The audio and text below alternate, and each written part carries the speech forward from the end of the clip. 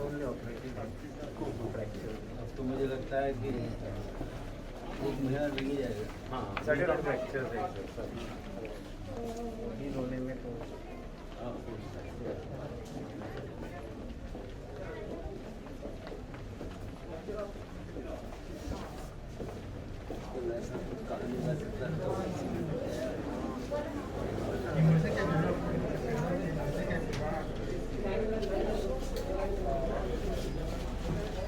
आपकी तकलीफ देख कर तो लगा तो राइटिंग भी प्रेम है ना।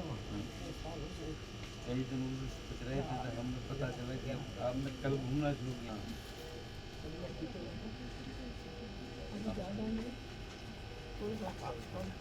हाँ वो बताया था राइट साइड में दोनों। नायक को मिलने आए थे, कैसी है तबीयत और क्या?